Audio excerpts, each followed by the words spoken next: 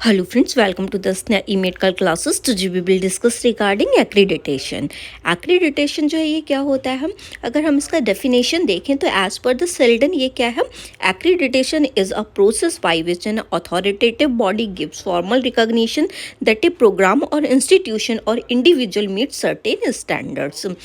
Seldon ने क्या कहा, जो कि इन्होंने एक डेफिनेशन दी थी 1977 के अंडर. तो इन्होंने कहा कि एक्रेडिटेशन क्या है, ये एक प्रोसेस होती है जिसमें कोई भी अथॉरिटेटिव बॉडी जिसकी भी वो करने जा रही है, ठीक है, किसी की भी चीज़ का जो है वो इंस्पेक्शन करती है, उस प्रोग्राम को वो रिकॉग्नाइज करती है, या फिर ये कोई भी इंस्टीट्यूशन हो सकता है या फिर कोई भी पर्टिकुलर इंडिविजुअल हो सकता है कि वो जो भी उस गवर्निंग बॉडी के क्राइटेरिया है जिसमें भी वो काम कर रहा है, या कोई भी इंस्टीट्यूशन हो सकता है कि वो सारे रूल्स रेगुलेशन स्टैंडर्ड्स जो भी उसके अकॉर्डिंग है या फिर कोई भी पॉलिसी है वो वहाँ की फॉलो कर रहा है कि नहीं कर रहा. तो इसमें वो क्या करते हैं, फॉर्मल रिकॉग्निशन उनको मिलता है ताकि वो चीज़ जो है वो पास हो सके कि ये जो है पूरा जो है वो गवर्निंग बॉडी के अकॉर्डिंग, जो भी अथॉरिटेटिव बॉडी है उसके अकॉर्डिंग ये सारे क्राइटेरिया फुलफिल करता है कि नहीं करता है. जैसे ही मैं अगर एक एग्जांपल लूँ अगर अपने नर्सिंग कॉलेज का, तो हमारे यहाँ पे क्या होता है, जैसे किसी ने भी नर्सिंग कॉलेज ओपन किया तो हमारा क्या होगा,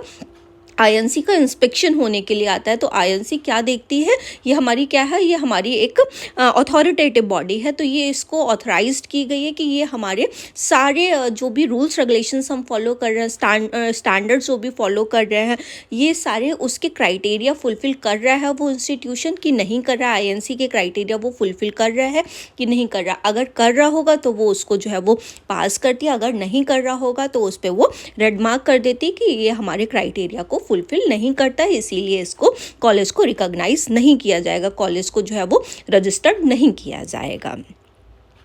नेक्स्ट, इसका वर्ड का ओरिजिनेशन कहाँ से हुआ है, एक्रीडिटेशन वर्ड का. The term accreditation comes from the Latin word accreditare meaning to trust. ये जो एक्रीडिटेशन वर्ड है ये एक लेटिन वर्ड एक्रीडिटेटर से आया है जिसका मीनिंग क्या होता है, ट्रस्ट करना या फिर किसी भी चीज़ को क्रेडिट प्रोवाइड करना कि ये चीज़ जो है वो इस चीज़ से मिली है, इसको इतना क्रेडिट चाहता है. It evolve in the contest of insuring accountability and quality insurance in organisation और सिस्टम.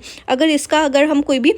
इसमें देखें ऑर्गेनाइजेशन वगैरह में, मैनेजमेंट वगैरह के पर्पस या सिस्टम वगैरह में, तो कोई अपने काम के लिए कितना रिस्पॉन्सिबल है, वो कितनी क्वालिटी एश्योर करता है, वहाँ कितनी क्वालिटी से काम हो रहा है, तो इस पर्पस से इसका जो है वो इस वर्ड का यूज़ किया गया है. नेक्स्ट वन, एक्रेडिटेशन के ऑब्जेक्टिव्स क्या होते हैं. The primary objective of accreditation in nursing management is to ensure quality, safety and efficiency in nursing care. Nursing care के अंदर कोई भी चीज़ अगर जो भी हो रही है तो वो कितनी क्वालिटी से हो रही है, पेशेंट केयर मिल रही है वो कितनी क्वालिटी इफेक्टिव है, या फिर कॉलेज में जो भी टीचिंग हम दे रहे हैं वो स्टूडेंट के लिए सेटिस्फैक्ट्री है, वो सारे जो भी चीज़ें जो फॉलो की जा रही हैं वो कितनी क्वालिटी है, उनमें सेफ्टी है उनमें कि नहीं है, सारी चीज़ें जो है वो इफ़िशिएंट वे में हो रही हैं कि नहीं हो रही हैं, जो भी स्टैंडर्ड्स रूल्स रेगुलेशन उस गवर्निंग बॉडी के अकॉर्डिंग बने हुए हैं. इसका मेन एम क्या होता है कि हमें क्या चीज़ अचीव करनी है अगर एक्रेडिटेशन जो किया जाता है. तो ये जो एक्रेडिटेशन किया जाता है ये जो पेशेंट सेंटर्ड केयर होती है, जो भी पेशेंट की सेफ्टी है उसको प्रमोट करने के लिए किया जाता है कि हम पेशेंट की सेफ्टी इंश्योर कर सके कि पेशेंट पे वो सेंटर्ड होना चाहिए, कि पेशेंट को कोई दिक्कत ऑर्गेनाइजेशन के अंदर, इंस्टीट्यूशन के अंदर नहीं होनी चाहिए. स्टूडेंट्स को ऐसे परफेक्ट वे में उनको टीचिंग मिलनी चाहिए कि वो स्टूडेंट के अच्छे वेलफेयर के लिए वो काम कर सके, और सारा कुछ चीज़ें जो है इंश्योर की जा सके कि वो पेशेंट के इफ़ेक्टिव वे में और पेशेंट की सेफ्टी के लिए की जा रही हैं. Establish uniform standards in nursing practice. Nursing practice के अंदर जैसे कि हर एक रीजन में अलग कॉलेज होता है, हर एक जो इंस्टीट्यूशन है वो अलग अलग रीजन्स में, जैसे हर एक स्टेट का अलग वो एरिया में अलग अलग कॉलेजेस होते हैं, अलग इंस्टीट्यूशंस होते हैं, अलग हॉस्पिटल होते हैं. तो ये सारे जो है वो एक यूनिफॉर्म वे में हो, लाइक सब में यूनिफॉर्मिटी हो, सब एक जैसे ही काम करें, उनके क्राइटेरिया में हर चीज़ में जो है वो सिमिलैरिटी हो. तो एक ही अथॉरिटेटिव बॉडी क्या करती, सारे उसको जो है वो रिकॉग्नाइज करती. तो उनका जो करिकुलम होगा, जैसे हमारा करिकुलम क्या है आईएनसी के अकॉर्डिंग है, तो वो हमारा ऑल ओवर इंडिया सेम रहेगा. तो इसमें कोई भी चेंजमेंट होने की ज़रूरत नहीं होगी, सब लोग एक ही चीज़ को फॉलो करें, इसलिए ये सारी चीज़ की जाती है. Ensure compliance with regulatory requirement and evidence based practice. हम कोई भी चीज़ का जो भी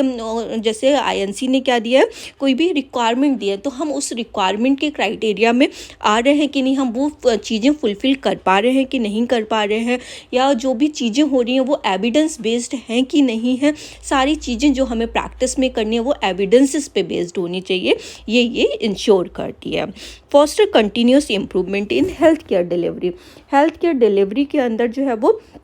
कंटिन्यूस हर एक अच्छे से अच्छा इम्प्रूवमेंट होता रहे। ऐसा नहीं है कल भी हम जहाँ थे आज भी हम वहीं हैं, ठीक है, ये चीज़ नहीं होनी चाहिए। इसमें कंटिन्यूस वे में टेक्नोलॉजी के बेस पे नई चीज़ें जो भी आ रही हैं, जितना जो भी चीज़ें इम्प्रूवमेंट होती जा रही हैं, चीज़ें जो बढ़ती जा रही हैं, जैसे कोई भी चीज़ का अपडेशन अगर हम नहीं करेंगे तो हम पीछे रह जाएंगे। तो हर एक चीज़ का इम्प्रूवमेंट होता रहे, ये भी इसका इंश्योर करना काम है। Build public trust in the nursing and health care system. Public trust जो है वो हम पे कर सके, नर्सिंग पे जो है ट्रस्ट कर सके, हेल्थ केयर सिस्टम अच्छा हो सके, सबको हेल्थ केयर अच्छी मिल सके, ये भी ये इंश्योर करती है।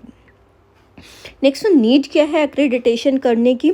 तो इसका नेसेसरी क्यों होता है एक्रीडिटेशन। कोई भी चीज़ स्टैंडर्ड्स रूल्स रेगुलेशंस के अकॉर्डिंग हो, सब लोग यूनिफॉर्मिटी सब में मेंटेन हो सके, सब लोग सिमिलर चीज़ की प्रैक्टिस करें, इसलिए ये की जाती है कि हेल्थ केयर के अंदर ऐसा नहीं हो मैं कुछ और पढ़ रही हूँ, नेक्स्ट वन कोई और पढ़ रहा है, थर्ड वन कोई और पढ़ रहा है, तो ऐसी चीज़ें ना हो। सब लोग जो है वो एक ही केयर, एक ही उसमें जो स्टैंडर्ड्स रूल्स रेगुलेशंस के अकॉर्डिंग एक ही चीज़ जो है वो फॉलो करें। क्वालिटी एश्योरेंस, कोई भी चीज़ की क्वालिटी एश्योर की जा सके, हाँ सब लोग जो है वो बेस्ट प्रैक्टिस करें, अच्छी केयर प्रोवाइड करें, वो भी स्टैंडर्ड्स के साथ, रूल्स रेगुलेशंस के साथ में केयर प्रोवाइड की जा सके। रिस्क रिडक्शन, जो भी रिस्क वगैरह के आने के चांसेस होते हैं, कोई भी एरर आने के चांसेस है, वो एरर कम से कम हो सके, ये इंश्योर करना इसका काम होता है।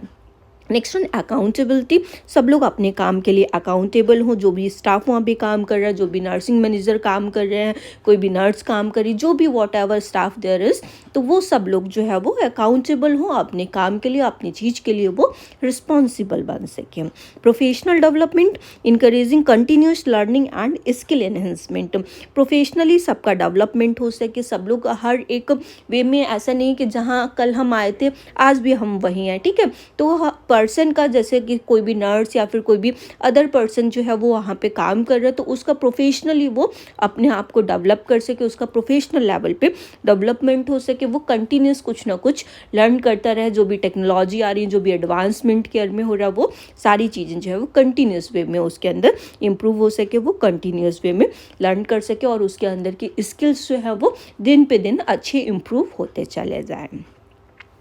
नेक्स्ट वन है पर्पस क्या होता है एक्रेडिटेशन के, to guarantee high quality care to patient, patient को हाई क्वालिटी केयर मिल सके और इसकी हम गारंटी ले सके कि हमारे यहाँ अच्छी से अच्छी care patient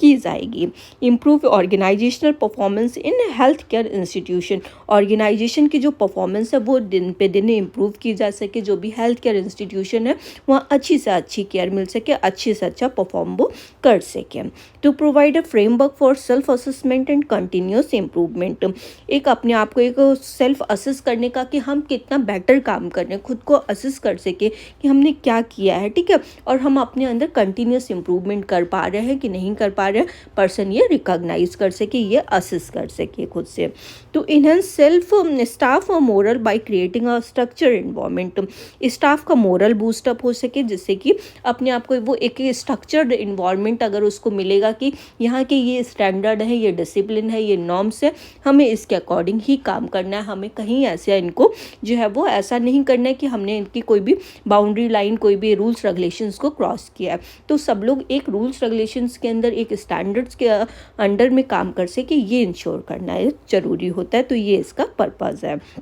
to align nursing services with national and international standard, nursing services जो हैं वो एक अलाइनमेंट में रहें, चाहे हम नेशनली काम कर रहे हैं चाहे इंटरनेशनली काम करने जाएं, हमने जो अच्छी चीज़ें सीखी, जो स्टैंडर्ड वाइज चीज़ें सीखी हैं, तो हम ऑल ओवर इंडिया कोई भी इंटरनेशनल पे भी, अगर हम इंटरनेशनल लेवल पे भी अगर हम कहीं जा रहे हैं, कहीं जॉब करने जा रहे हैं, तो हम बेस्ट टू बेस्ट चीज़ें कर सकें, वो भी नॉर्म्स रूल्स रेगुलेशंस के अकॉर्डिंग वो चीज़ें कर सकें, तो ये यूनिवर्सल सेम हो सके, इसलिए ये इंश्योर करती है।